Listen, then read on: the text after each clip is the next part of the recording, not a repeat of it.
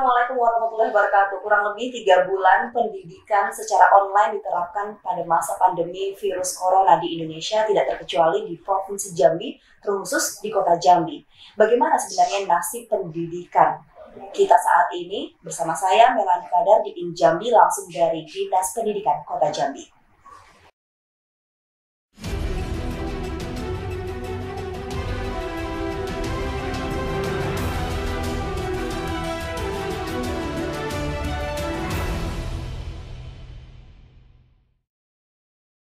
Tiga orang narasumber yang telah hadir bersama saya pada hari ini, kita akan mengulas pendidikan pada masa pandemi ini seperti apa. Normalkah pendidikan kita untuk anak-anak para generasi Indonesia? Bersama saya, Bapak Muklis selaku PLT Kepala Dinas Pendidikan Kota Jambi. Assalamualaikum, Datuk. Saya panggil sapa akrab saja. Sehat, Datuk? Waalaikumsalam, sehat, Melani. Oke, selanjutnya Bapak Supardi selaku Kabid SMP Dinas Pendidikan Kota Jambi. Sehat, Pak? Lalu Bapak Edi Haryanto selaku Kaprodi Pasca Sarjana Pendidikan Bahasa Inggris Universitas Jambi. Assalamualaikum, sehat? Sehat. Oke, ketika bicara tentang pendidikan, kurang lebih 3 bulan, mulai dari 16 Maret 2020, Datuk, kita merasakan bahwa ini tatanan pendidikan yang sangat berbeda dari tahun-tahun, bahkan periode-periode sebelumnya. Tahun ajaran kali ini padahal udah mau di penghujung loh, ketika pada masa Maret itu semua dikalutkan dengan ujian nasional dan lain sebagainya. Bagaimana nasib pendidikan kita saat ini tuh? Ya, terima kasih. Assalamualaikum warahmatullahi wabarakatuh. Para pemirsa, Melani, Ibu Melani yang kami hormati, bahwa pendidikan kita memang kita harus akui dalam masa pandemi COVID-19 ini berubah jauh gitu. Ya. Biasanya kita proses belajar mengajar itu melalui tatap muka langsung kepada para peserta didik. Nah, khusus untuk menyikapi perkembangan COVID-19 itu tentu kita melakukan pencegahan. Beberapa langkah dilakukan, termasuk juga di dalamnya dalam dunia pendidikan kita melakukan pembelajaran dari rumah seperti apa yang kita saksikan saat ini melalui online, baik tingkat SD, SMP maupun TK yang menjadi tanggung jawab pemerintah Kota Jambi melalui Dinas Pendidikan. Nah, 3 bulan ini berjalan memang suka duka dialami oleh baik pendidik maupun juga anak-anak peserta didik kita, mulai dari TK sampai SMP yang menjadi tanggung jawab kota.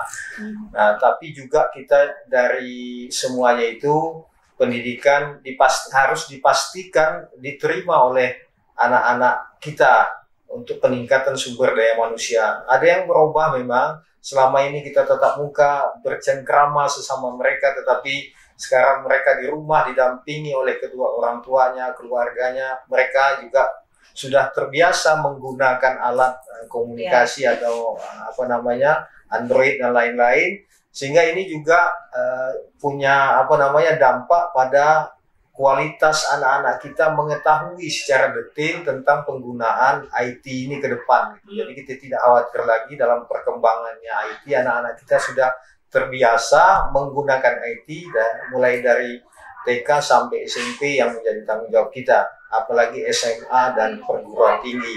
Jadi artinya di dalam kesusahan yang ditimpakan oleh pandemi COVID-19 ini juga kita mengambil hikmah dari itu semua. Anak-anak kita sudah terbiasa menggunakan IT ini. Jadi positifnya itu negatifnya memang anak-anak kita memang tidak diperkenankan berkumpul-kumpul, artinya bermain di luar dan lain-lain untuk mencegah penyebaran pandemi COVID-19 ini. Saya kira itu ada negatifnya, kita harus berhati-hati dan itu berdampak pada proses pembelajaran. Begitu juga kondisi orang tua mereka yang tadinya mungkin bekerja di sektor perdagangan dan sektor harian ini, itu betul-betul terkena dampak dari COVID-19 ini. Oke. Ketika bicara tentang pendidikan, Pak Supardi, apalagi SMP mau menuju SMA, ketika memang semuanya harus berjalan, tapi tatanannya sangat berbeda. Bagaimana kondisi teman-teman yang mau lulus masuk artinya sudah lulus, mau masuk ke SMA, Dinas Pendidikan Kota Jambi sendiri untuk bisa menjembatani mereka agar bisa meneruskan? Yang pertama-tama itu kemarin ya sama-sama kita ketahui proses UN itu kan sudah ditiadakan. Ya. Nah, kami juga. Jadi kelulusan angkatan corona Iya, kelulusan gitu ya. corona. Tapi tetap kami lakukan semacam ujian sekolah. Ujian sekolah juga melalui daring dari rumah.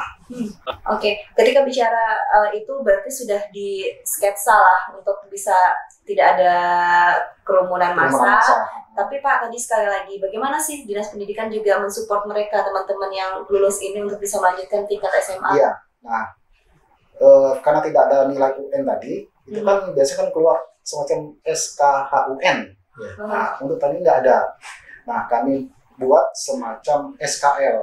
Nah, SKL itu nanti semacam tanda sebelum keluarnya ijazah. Surat kelulusan. Surat kelulusan. Nah, langsung, nah ini nanti yang kita gunakan sebagai jembatan untuk mendaftar ke jenjang SLTA. Kami juga sudah berkoordinasi juga rapat secara virtual kemarin dengan Dinas Pendidikan Provinsi. Hari apa kemarin, tanggal 2 ya? Iya. Nah, tanggal 2 kemarin, nah provinsi sudah siap untuk itu. Nah, langkah-langkah juknisnya insya Allah nanti disiapkan oleh provinsi, sudah disebarkan. Oke. Juga melalui online. Pak Edi, selaku pengamat nih, kalau di posisi ini melihat ya semua tatanan ini dirubah. Iya. Pemerintah pusat pun sebenarnya kalau kita melihat juga kayaknya mempelajari tahapan demi tahapan, bukan sekaligus oh ini nggak boleh. Jadi ketika bicara ini sekarang udah mulai dilonggar-longgarkan lagi. Sebenarnya bicara tentang pandemi ini secara daring, online, efektif nggak sih untuk pendidikan kita di Indonesia? Ya, baik. Jadi memang perubahan pendidikan atau paradigma pendidikan kita ini sudah berubah. Ya. Katakanlah berubah karena pandemi COVID-19 ini. Nah, kami sudah dengan tim sudah melakukan penelitian. Itu hasil penelitian menunjukkan bahwa dari pembelajaran online dari rumah itu tidak efektif. Tidak efektif? Tidak efektif. Okay. Karena apa? Karena ini kemungkinan besar karena dipengaruhi oleh proses adjustment antara guru dan siswa. Ya, jadi ketidakefektifannya ini banyak. Tidak hanya konten yang mereka pelajari, juga kesiapan dari guru dan siswa. Ya, mengapa? Karena sebelum melakukan sebetulnya secara teoritis kalau kita bicara masalah pendidikan, khususnya pembelajaran daring, itu kesiapan dari kedua belah pihak itu harus ada. Satu, gurunya seperti apa? Apakah guru menguasai kompetensi teknologi secara online? Yang kedua, kesiapan teknologi itu sendiri seperti apa? Ya, ini katakanlah kita ke ranah provider. Apakah provider itu sudah siap untuk mensuplai katakanlah internet connection untuk semuanya? Nah, ternyata hasil penelitian kami juga menunjukkan itu meskipun ya tetap internet connection itu jadi masalah juga. Itu salah satu mengapa pembelajaran daring itu tidak efektif. Di samping itu tadi ya masalah konten material. Konten material yang disampaikan oleh guru ke siswa. Dan yang ketiga, itu masalahnya guru hanya cenderung memberi tugas kepada siswa. Nah, jadi ini kita tidak bisa menyalahkan guru, kita tidak bisa menyalahkan sistem. Karena apa? Ini kondisi yang serta-merta, kebijakan yang serta-merta dari pusat, sehingga kita harus menyesuaikan seperti apa. Dalam proses penyesuaian ini ya pasti saya kekurangan itu akan ada. Persentasenya berapa sih tidak efektifnya dari 100%? Hasil penelitian kami menunjukkan 73% mengatakan tidak efektif. 73% tidak efektif? Iya. Oke. Karena kalau kita lihat, tidak hanya pada sistem, apakah guru, siswa, itu semuanya. Berkesinambungan ya? Iya. Seperti misalnya internet connection tadi, itu salah juga. Ya katakanlah untuk di Kota Jambi mungkin. Tetapi untuk, maaf ya, kalau di Kota Jambi mungkin itu hanya beberapa ya masih aman. Tapi kalau untuk luar daerah pedesaan, itu seperti apa? Okay. Nah, kalau kita melihat lingkup Jambi itu sendiri, ya kota Jambi ini, yaitu ketidakefektifan itu karena guru hanya berfokus kepada pemberian tugas kepada siswa. Oke, nanti akan kita lanjutkan pembahasannya. Sebenarnya tidak efektif itu apa yang ingin dijawab oleh Dinas Pendidikan menghadapi tantangan juga loh. Tantangan mungkin saja ini adalah revolusi industri yang dipercepat, 4.0 yang dipercepat seperti apa? bahasannya setelah jeda pariwara berikut ini.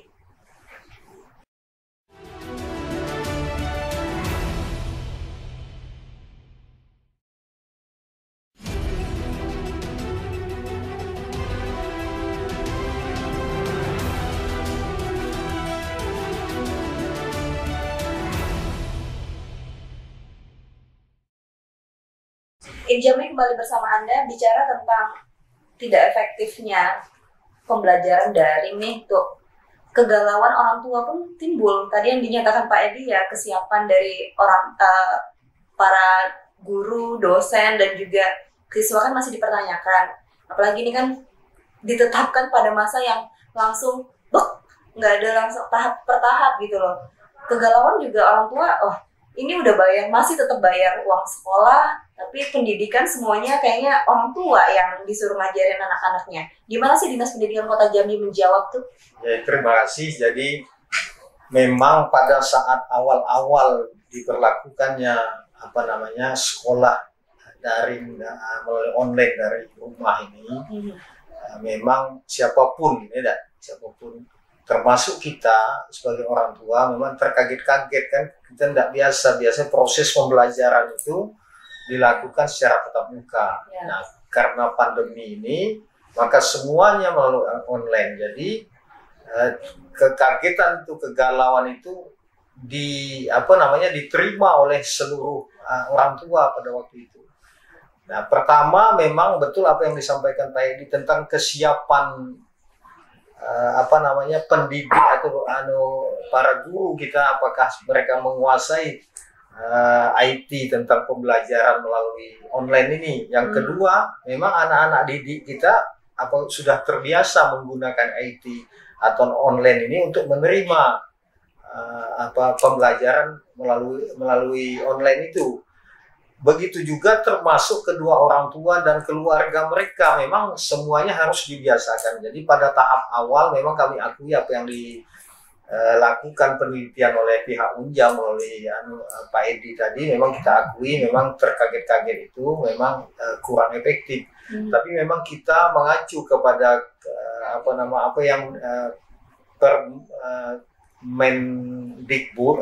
Permendikbud tentang pembelajaran dari rumah itu petunjuknya bahwa kita tidak diwajibkan untuk menyelesaikan seluruh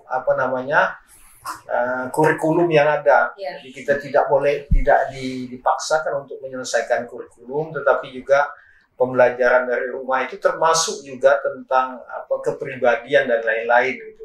Dan skill.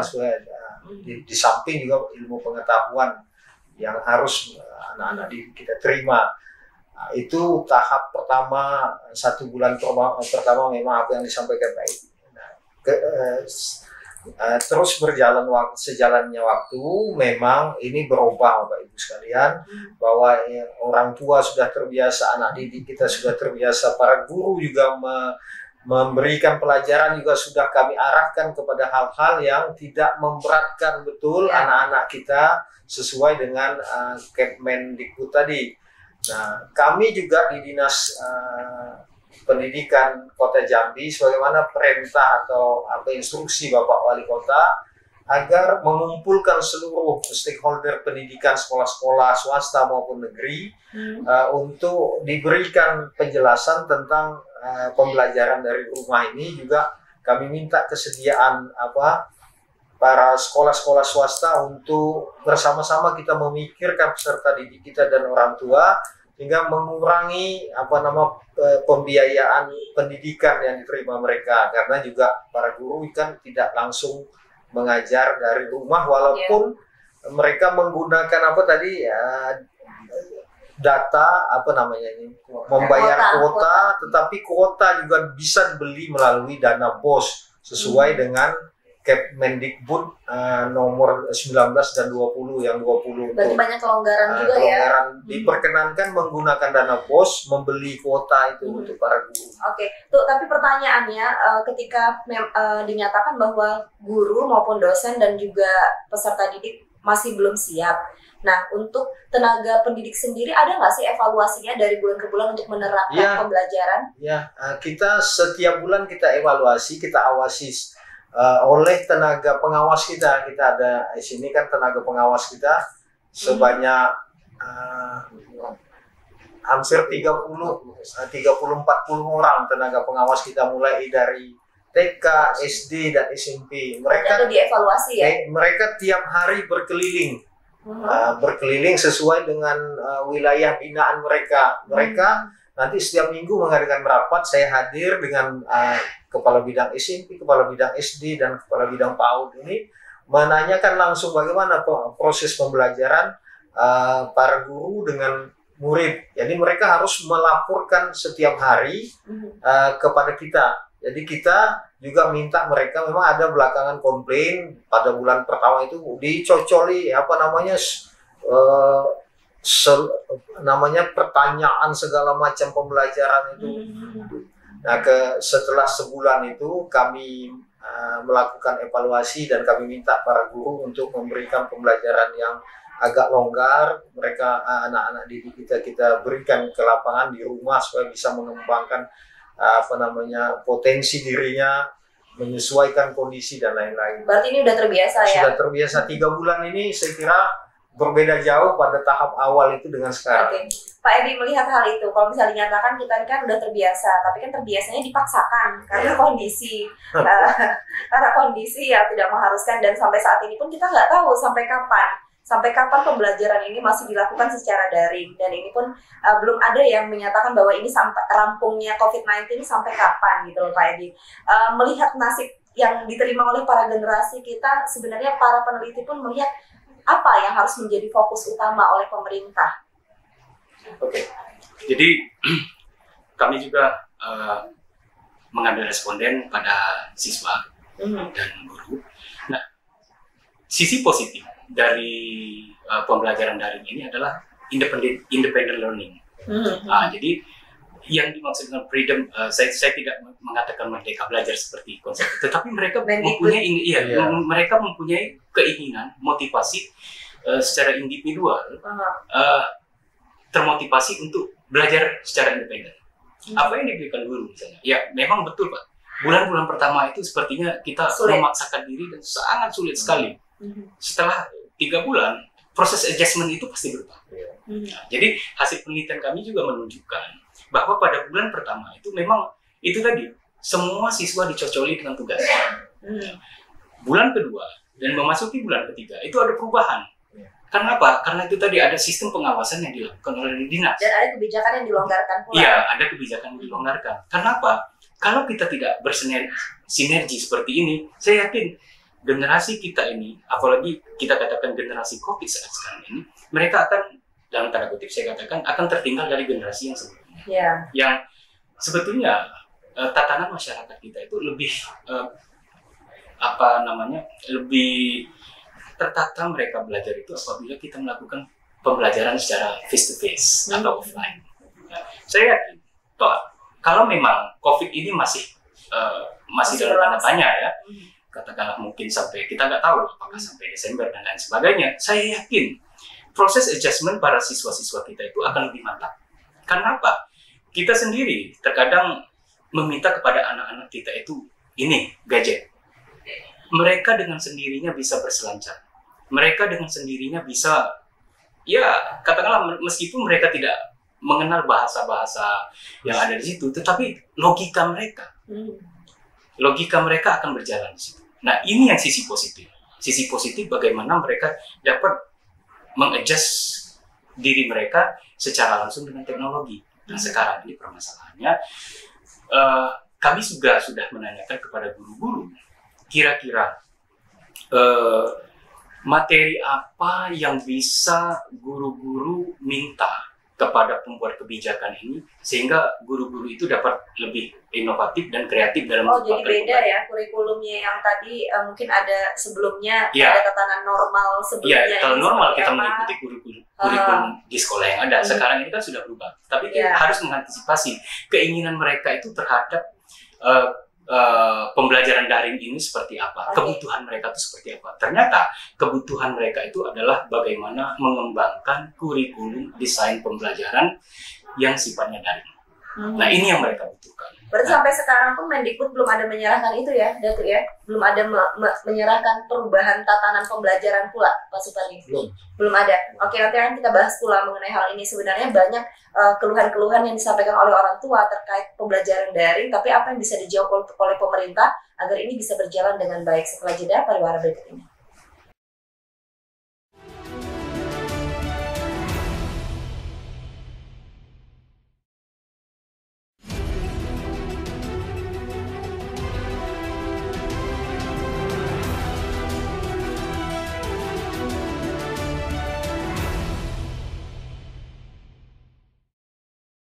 Injami kembali bersama Anda. Pak Supardi mungkin bisa memulai nih ketika bicara tentang yang Pak Edi nyatakan bahwa harusnya ada perubahan dong kurikulum sesuai dengan grand design saat ini, karena kan berubah nih tatanan semuanya.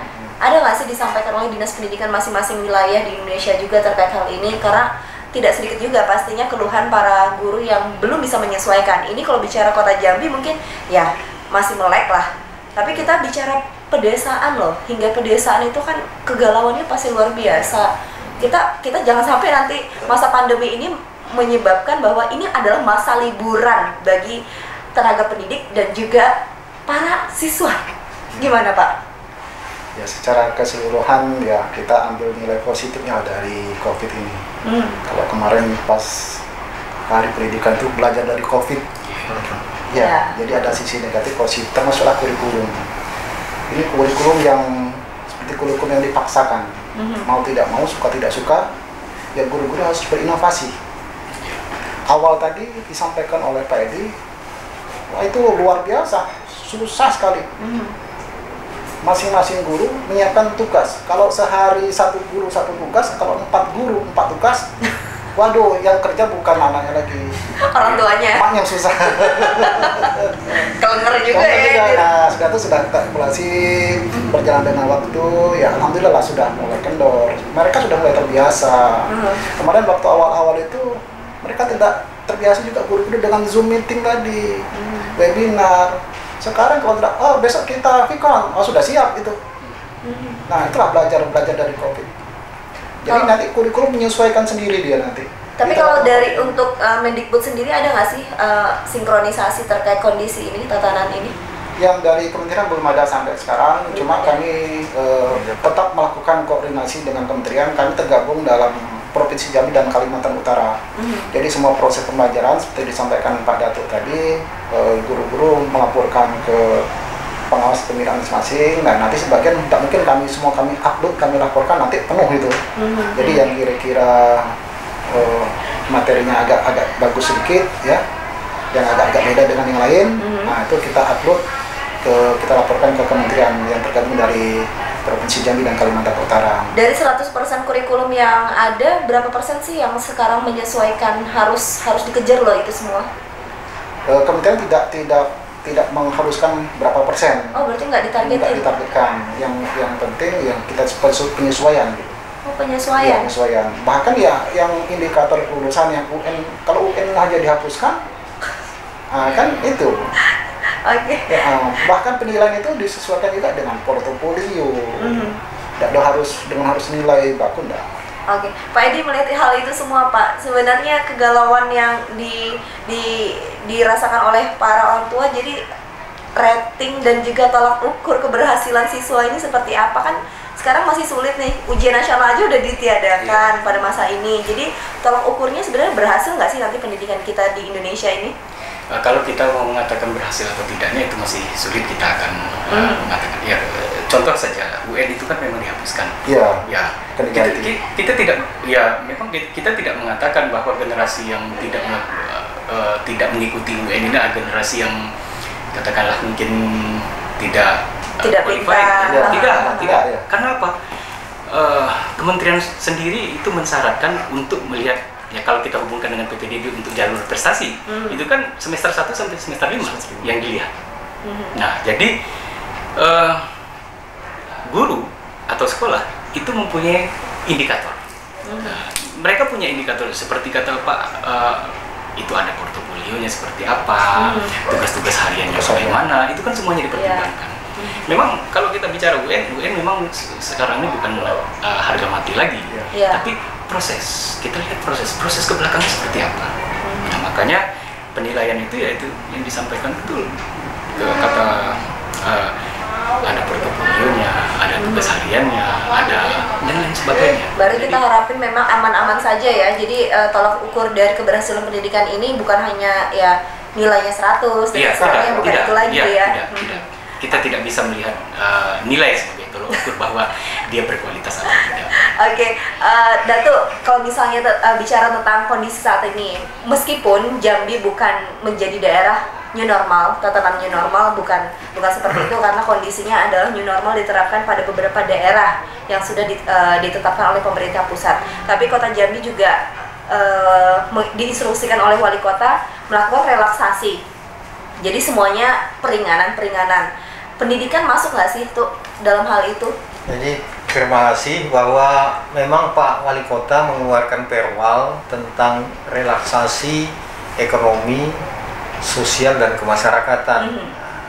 Khusus untuk dunia pendidikan, sekarang lagi kita pikirkan Pak Wali dengan lagi memikirkan dan kita sudah mempersiapkan hal itu. Berarti belum masuk dalam kategori itu? Belum. Jadi kita masih mempersiapkan bagaimana nanti apabila sudah diterapkan new normal, maka dunia pendidikan Jambi, khususnya di kota, sudah siap menyesuaikan tentang kondisi itu.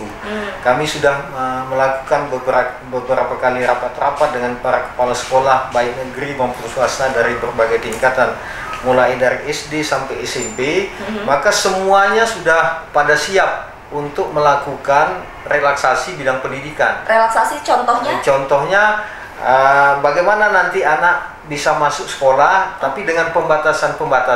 Contoh, protokol, mengikuti protokol kesehatan dan aturan SOP yang sangat ketat, gitu kan. Oke, layaknya tempat ibadah. Ya, contohnya begini. Kalau satu ruang kelas itu untuk SD bisa 28 dan SMP 32, maka itu kita bagi 2. 50%. Nah, 50% kalau 28, 14 orang satu lokal, dan kita melakukan physical distancing untuk anak didik kita. Dan juga bagaimana nanti mulai dari bangun tidur, mandi, nanti pergi ke sekolah memakai apa, bagaimana prosedurnya, sampai di sekolah juga nanti dilakukan protokol kesehatan, bagaimana tidak boleh masuk kita ukur suhu, harus cuci tangan, pakai masker, di dalam ruangan tidak boleh bersentuhan dan lain-lain. Sampai juga diatur nanti setelah selesai pembelajaran pulang ke rumahnya pakai kendaraan apa dan lain-lain. Berarti ini skemanya masih on progress ya? Jadi kami sudah mempersiapkan itu semua dan sudah kami sosialisasikan kepada para kepala sekolah. Itu pada umumnya itu menerima. Tapi impactnya kan tuh kalau bicara 50% setidaknya ada pemberlakuan shift pembelajaran atau penambahan ruang kelas baru. Ya, kita ingin melakukan itu sesuai dengan kondisi sekolah itu. Kalau misalnya berarti bukan ada penambahan kelas baru lagi ya? Iya, bukan. Tapi kalau seandainya sekolahannya itu punya lokal yang banyak, dimungkinkan untuk penambahan kelas, ya silakan. Nah, itu. Tapi ini kita berlakukan untuk menyongsong new normal itu. Kita artinya bersiap-siap untuk itu. Jadi jangan nanti dunia pendidikan Kota Jambi terkaget-kaget ketika orang sudah mau mulai, kita belum ada persiapan.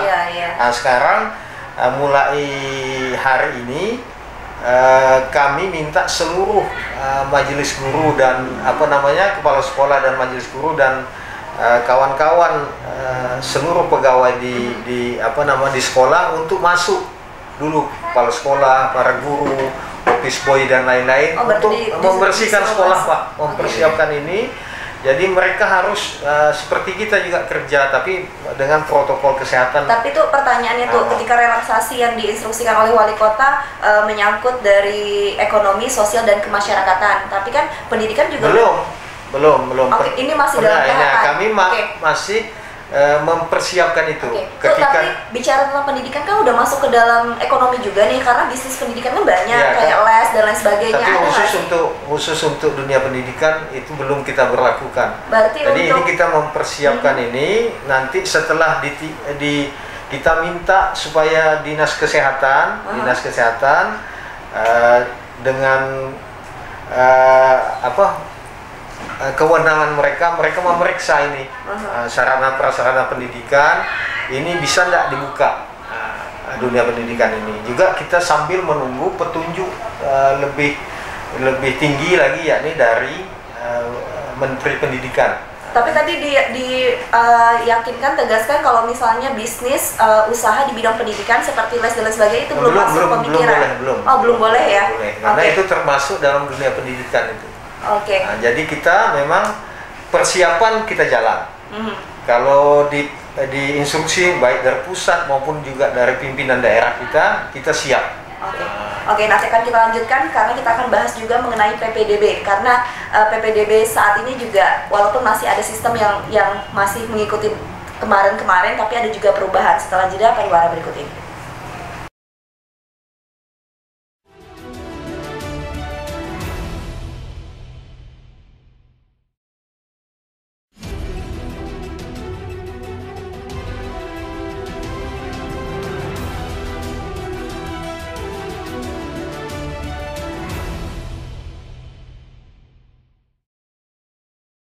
Jambi kembali bersama Anda di segmen ini. Mungkin kita akan meluruskan beberapa informasi yang beredar, Pak Supardi. Ketika bicara tentang new normal, tatanan baru, relaksasi yang diajukan oleh Pak Wali Kota, tapi masih banyak pertimbangan sebenarnya yang dilakukan. Katanya siswa sekolah udah mau disuruh ujian sekolah langsung ke sekolahnya, benar? Inilah mungkin berita yang agak bahasa menyesatkan, mungkin juga enggak ya. Berita yang masih simpang siur. Dinas Pendidikan tuh baru mempersiapkan, merupakan baru skenario. Jadi seandainya nanti kami persiapkan dulu, seandainya memang sudah siap, kami masih minta penilaian lagi di Dinas Kesehatan. Masih banyak komponen-komponen lain lagi yang harus kita nilai. Berarti ini tidak benar ya kalau misalnya ujian sekolah mau diadakan langsung di sekolah, jadi siswa masuk lagi enggak? Itu pun kalau misalnya diterapkan, apakah semua siswa dari kelas 1 SD sampai kelas 5 lalu SMP kelas 7, 8 masuk juga? Ya kalau seandainya bisa nanti dibuka keran atau relaksasi itu ya, nanti kegiatan new normal tadi, kami mempersiapkan hanya untuk yang kelas tinggi, kelas 5, kelas 4 dan kelas 5, kelas 7 dan kelas 8. Itu pun nanti dibagi shift atau dibagi 2 dengan jarak sesuai dengan protokol kesehatan. Tapi tetap kita menunggu karena kami khawatir tentang dunia pendidikan akan agak beda dari yang lain-lain itu. Ya, karena ini banyak sekali kasus-kasus luar negeri saja udah dibuka kerannya, lalu ada lagi kasus positif ini yang dikhawatirkan. Ini yang kita khawatirkan kan nanti jangan sampai nanti klaster pendidikan atau klaster sekolah menjadi klaster yang baru lagi. Jadi kita harus berhati-hati betul. Nah, kita tunggulah keputusan dari Satuan Tugas COVID dari kota, nanti berkoordinasi dengan pusat juga seperti apa. Masih dipertimbangkan. Dan untuk kesiapan untuk PPDB sendiri seperti apa untuk SD dan SMP di Kota Jambi? Jadi memang PPDB khusus untuk Kota Jambi seperti biasa kita tapi berubah. Kita melalui online karena dalam pandemi ini. Jadi seperti biasa juga mengikuti jalur zonasi. Ada zonasi, jalur afirmasi, prestasi dan perpindahan daripada orang tua. Persentasenya masih sama? Persentasenya agak beda sedikit. Jadi persentasenya jalur zonasi dalam kota itu 70%, zonasi untuk luar kota artinya daerah interland dari Kota Jambi itu 5%, misalnya luar Jambi gitu kan 5%, dan jalur afirmasinya 15%, serta jalur perpindahan orang tua atau anak didiknya itu 5%, serta jalur prestasinya 5%. Jadi itu. Jadi nanti memang ada lebih kurang itu nanti kita semuanya kita atur, bisa jalur online bagi yang tidak mampu, tidak punya koneksi, tidak punya alat Kuota IT, nanti ya? kita melalui offline juga. Oh, berarti Offline. dibuka tetap ya? Ya, tapi online, zonasi offline. online itu didahulukan, setelah itu baru di offline. Untuk meminimalisir nih kejadian-kejadian setiap tahunnya, PPDB selalu ada kisruh lah, walaupun tidak terlalu rame. Untuk Kota Jambi sendiri gimana tuh? Ya, kita harus ikut aturan lah. Jadi tegas. Jadi jangan dipaksakan kita jangan dipaksakan untuk kita bermain-main dalam PPDB ini. Jadi kita minta supaya juga masyarakat mematuhi apa yang telah kita tetapkan gitu. Oke. Ya, jalur zonasi, jalur afirmasi, jalur prestasi dan perpindahan orang tua. Pertimbangan kuota tuh tertampungkah jumlah sekolah yang ada? Karena kita tahu juga Pak Supardi ada sekolah SMP baru yang belum diiakan untuk dibangun pada tahun ini. Kuota bagaimana? Jadi begini, kalau mengikuti jumlah anak lulusan SD masuk semuanya ke sekolah SMP negeri memang tidak tertampung. Jadi oleh sebab itu maka kalau tidak bisa tertampung di negeri, ya orang tua harus legowo loh, masuk ke sekolah-sekolah swasta yang ada. Sama saja Pak Ibu, bahwa kualitas pendidikan kita khususnya di Kota Jambi ini kan sama merata sekarang, tidak ada lagi sekolah yang favorit dan lain-lain, ya sama semua. Dan sebaran guru yang punya kualitas itu juga oleh Dinas Pendidikan sesuai dengan arahan Pak Wali kita sebarkan merata di sekolah-sekolah itu. Jadi jangan khawatir. Jadi sekolah swasta prestasinya rendah dibandingkan dengan sekolah negeri. Banyak loh sekolah swasta yang lebih unggul daripada sekolah negeri. Contoh, ada SD Nurul Ilmi, ada SMP-nya, begitu juga ada SMA Saferius dan lain-lain. Berarti ini dijamin ya? Dijamin. Jadi tidak perlu khawatir Pak. Yang penting memang kemauan dan anak kita supaya belajar betul-betul supaya menjadi orang yang punya kualitas SDM-nya. Pak Supardi, bagaimana untuk SMP PPDB nih? Sudah siapkah berjalan dengan semestinya online dan juga offline? Kalau SMP, insya Allah kita semua online. Oh, semuanya online? Ya, SMP semua online, yang negeri ya. Oke, kalau untuk yang offline tadi SD? Ya. Karena tidak mungkin nanti yang SMP ini seandainya orang tua tidak punya gadget, nanti kami bantu melalui operator sekolah. Iya. Kita bantu, ya tetap kita bantu. Nanti silakan menghubungi operator sekolah yang dimana di sekolah awal itu minta bantu untuk mengonlinekan semua. Mulai kapan sih PPDB? Tanggal 29 Juni sampai tanggal 3 Juli. Nanti setelah itu pengumuman penerimaannya tanggal 8 Juli. Kita buka lagi daftar ulang bagi yang diterima tanggal 9 sampai tanggal 10. Dan awal sekolah kalau ini sudah aman-aman saja, pandemi ini tidak berkelanjutan, kita akan buka sekolah tanggal 13 Juli. Tapi kalau ini berkelanjutan, ya kita menunggu petunjuk dari Kementerian Pendidikan. Oke, berarti 13 Juli itu belum fix ya? Belum fix. Awal masuk sekolah, tapi masuknya masuk di rumah. Awal masuk sekolah artinya bisa pembelajaran tatap muka, bisa pembelajaran daring dari rumah. Oke, terakhir Pak Edi, kita bukan hanya bicara tentang satu variabel, satu sisi tidak, tapi kita bicara tentang banyak faktor.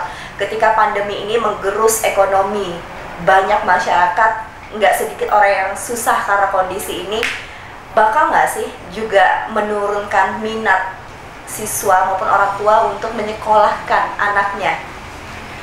Baik, kalau kita bicara animo dari orang tua, kalau kita lihat sendiri PPDB untuk skala nasional itu lebih kurang jumlah PPDB yang akan mendaftar ini sekitar 10,9 juta. Ini secara nasional, SD, SMP, SMA, SMK. Nah, jadi kalau kita melihat secara ekonomi, saya yakin pemerintah kita akan concern tentang itu. Apalagi untuk sekolah-sekolah negeri, itu saya yakin pemerintah kita itu sudah menyiapkan segala sesuatunya.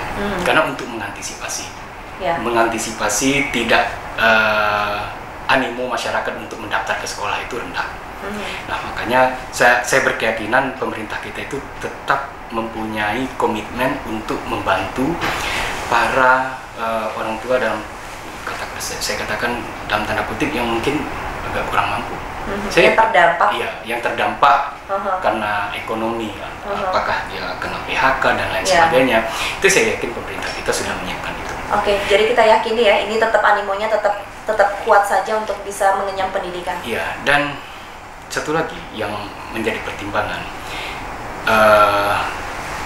kalau nggak salah Pak Supari bilang tadi kita SMP kita online Pak ya, semuanya. Ya. Nah itu suatu progres yang sangat baik sekali. Tetapi apakah kita sudah mengantisipasi pada waktu mereka melakukan pendaftaran online itu, apakah ada validator untuk memvalidasi misalnya kakak mereka?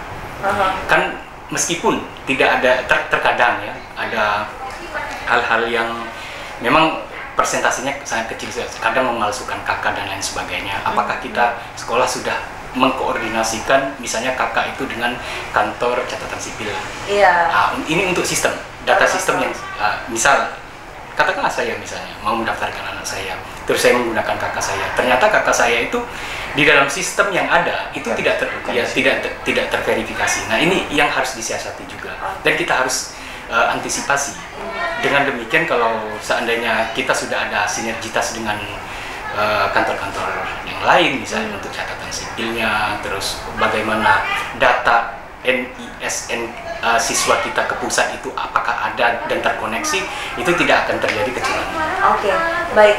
Mungkin dijawab singkat karena kita akan tutup. Datuk, keyakinan kita semua agar secara teknis ini tidak terkendala. Jadi memang ada yang jalur perpindahan penduduk tadi kan, itu kami kami atur itu paling 1 tahun baru bisa mereka ikut di dalam proses itu. Begitu juga perpindahan penduduk ke ke zonasi itu juga 1 tahun anunya. Dan kami juga tentu berkoordinasi dengan catatan sipil, kantor catatan sipil, supaya mereka juga harus berhati-hati mengeluarkan KK, KTP dan lain-lain. Jadi sesuai dengan peruntukannya nanti. Tapi ini bentar lagi loh waktunya tuh, udah link and match kah? Iya, datanya? ini sudah. Itu sudah lama. Kami juga, saya juga selaku asisten pemerintahan kota juga di bawah arahan Pak Wali juga mewanti-wanti dinas catatan sipil tentang bagaimana aturan mengeluarkan KK, mengeluarkan KTP, mengeluarkan surat-surat keterangan lainnya, apalagi berdekatan dengan penerimaan siswa baru ini. Berarti ini aman ya? Aman. Ya. Semoga saja kita tidak menemukan. Khusus di kota, kami jamin tidak akan ada pemalsuan KK dan lain-lain.